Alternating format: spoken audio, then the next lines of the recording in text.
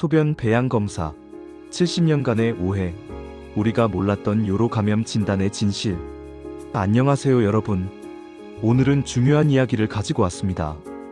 혹시 요로 감염에 걸려보신 적 있으신가요? 병원에 가면 가장 흔하게 하는 검사 중 하나가 바로 소변 검사죠. 이때 항생제와 같은 약물 선택을 위해서 소변 배양을 같이 하게 됩니다. 그런데 말입니다. 이 소변 배양 검사, 우리가 거의 70년 동안 믿어온 이 검사가 사실은 정확하지 않을 수 있다는 사실 알고 계셨나요? 오늘은 의학계에서도 점점 더 많은 의문이 제기되고 있는 요로 감염 진단법의 문제점을 살펴보겠습니다. 끝까지 시청하시고 유익한 정보를 얻어가세요. 1. 역사적 배경. 자, 그럼 먼저 이 이야기의 시작으로 돌아가 보겠습니다. 때는 1957년 미국의 에드워드 카스라는 의사가 있었습니다. 그는 요로 감염을 진단하는 새로운 기준을 제시했는데요. 바로 소변 1ml당 10만 개 이상의 세균이 발견되면 요로 감염으로 진단한다는 것이었습니다. 이 기준은 당시로서는 혁신적이었습니다. 객관적인 수치로 감염을 판단할 수 있게 되었으니까요. 그래서 이 기준은 전 세계 의료계의 골드 스탠다드로 여겨지게 되었습니다. 그리고 거진 70년이 흘렀습니다. 그동안 수많은 환자들이 이 기준으로 진단받고 치료받았습니다. 하지만 과학은 발전하며 우리는 새로운 사실들을 알게 되었습니다. 이 기준이 가진 심각한 문제점들을요. 첫 번째, 오류 방광은 무균 상태다. 카스 박사 시대의 대전제는 건강한 사람의 방광은 무균 상태다였습니다. 세균이 전혀 없는 깨끗한 공간이라는 거죠. 그런데 최신 연구 결과는 어떨까요? 놀랍게도 방광은 무균이 아닙니다. 우리 장에 장내 미생물이 있듯이 방광에도 방광 미생물총이 존재합니다. 생각해보세요. 영양분이 풍부하고 따뜻하고 습한 방광이 세균에게는 최적의 환경 아닐까요? 실제로 수많은 세균들이 방광에서 평화롭게 공존하며 살아가고 있습니다. 그렇습니다. 대전제부터 잘못된 것이죠. 두 번째, 오류 세균 수가 많으면 감염이 심하다? 많은 분들이 이렇게 생각하십니다. 배양 검사에서 세균이 많이 나왔다면 감염이 심한 거겠지? 하지만 이것도 오해입니다. 배양 접시에서 자란 세균의 수는 단지 그 세균이 실험실 환경에서 얼마나 잘 자라는지를 보여줄 뿐입니다. 예를 들어볼까요? 대장균은 실험실 배양 접시에서 매우 빨리 많이 자랍니다. 반면 어떤 세균들은 자라는 속도가 느립니다. 그렇다고 대장균이 항상 더 심각한 감염을 일으킨다고 할 수 있을까요? 절대 아닙니다. 세균의 양과 감염의 심각도는 별개의 문제입니다. 소수의 세균도 심각한 증상을 일으킬 수 있고 많은 세균이 있어도 증상이 없을 수 있습니다. 세 번째, 오류 단일 세균만 감염을 일으킨다? 전통적인 진단법은 하나의 세균종이 감염을 일으킨다고 가정합니다. 그래서 배양 결과에 여러 종류의 세균이 나오면 오염됐다고 판단하죠. 하지만 현대 미생물학 연구는 완전히 다른 그림을 보여줍니다. 요로 감염은 여러 종류의 세균이 함께 일으킵니다. 실제로 방광의 미생물 생태계는 매우 복잡합니다. 수십, 수백 종의 세균들이 서로 상호작용하며 살아갑니다. 이 중 일부가 균형을 잃으면 감염이 발생하는데 이것이 단일 세균의 문제가 아닐 수 있다는 겁니다. 네 번째, 오류 상피세포는 오염의 증거다?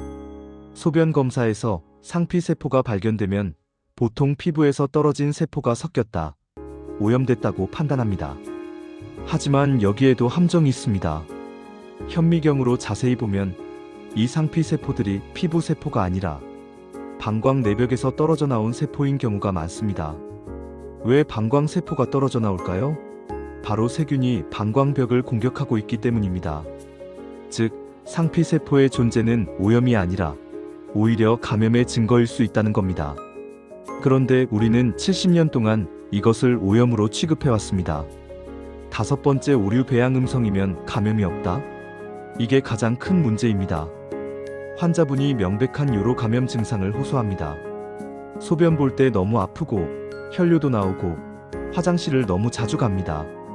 병원에서 소변 배양 검사를 합니다. 그런데 결과는 음성입니다. 세균이 안 자랐다는 거죠. 그러면 병원에서 세균이 없네요. 환자는 멘붕에 빠집니다. 그럼 내 증상은 뭐란 말인가? 내가 거짓말하는 건가? 여기서 핵심은 이겁니다. 배양 음성이 세균이 없다는 뜻이 아니라는 것입니다. 단지 우리의 배양 방법으로는 세균을 확인할 수 없었다는 뜻일 뿐입니다. 많은 세균들은 일반적인 배양 조건에서 자라지 않습니다. 특수한 환경이 필요하거나 자라는 속도가 너무 느리거나 아예 배양이 불가능한 세균들도 있습니다. 최근 DNA 검사 기술로 조사해보니 배양 음성으로 나온 환자들의 소변에서도 수많은 세균이 발견되었습니다. 즉, 감염은 있었는데 우리가 찾아내지 못한 겁니다. 그렇다면 이런 오류들이 실제로 어떤 문제를 일으킬까요? 첫째, 실제로 감염이 있는데 진단을 못 받는 환자들이 생깁니다. 이분들은 계속 고통받으면서도 당신은 이상이 없어요라는 말을 듣습니다. 둘째, 반복적인 요로 감염으로 고생하는 환자들이 적절한 치료를 받지 못합니다. 특히 여성 환자분들 중에 이런 경우가 정말 많습니다. 셋째, 잘못된 기준 때문에 불필요한 항생제를 쓰거나 반대로 필요한 항생제를 못 쓰는 일이 발생합니다. 자, 결론입니다. 70년 전에 만들어진 소변 배양 기준은 이제 시대에 뒤떨어진 방법입니다. 당시에는 최선이었지만 지금은 더 나은 방법들이 있습니다. DNA 검사 기술, 새로운 배양 방법, 미생물 군집 분석 등 현대의학은 훨씬 더 정확한 진단 도구들을 가지고 있습니다. 다만 이를 상용화하기 위해서는 좀 더 시간을 요합니다. 의료계도 변해야 합니다. 오래된 골드 스탠다드에 집착할 게 아니라 환자의 증상을 더 중요하게 여기고 새로운 진단 기술을 적극적으로 도입해야 합니다. 그리고 여러분께서도 아셔야 합니다. 소변 배양 검사가 음성이라고 해서 무조건 안심하지 마세요. 증상이 계속된다면 다른 검사 방법을 요구하시거나 세컨드 오피니언을 구하세요. 오늘 영상 어떠셨나요? 충격적이셨을 수도 있지만 이런 정보야말로 여러분의 건강을 지키는데 꼭 필요한 지식입니다. 이 영상이 도움이 되셨다면 구독과 좋아요 부탁드립니다. 알림 설정까지 해두시면 건강 정보를 놓치지 않으실 수 있어요. 요로 감염이나 다른 건강 주제에 대해 궁금하신 점이 있으시면 댓글로 남겨주세요. 여러분의 질문이 다음 영상의 주제가 될 수 있습니다.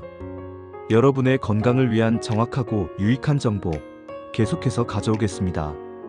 다음 영상에서 또 만나요. 건강하세요.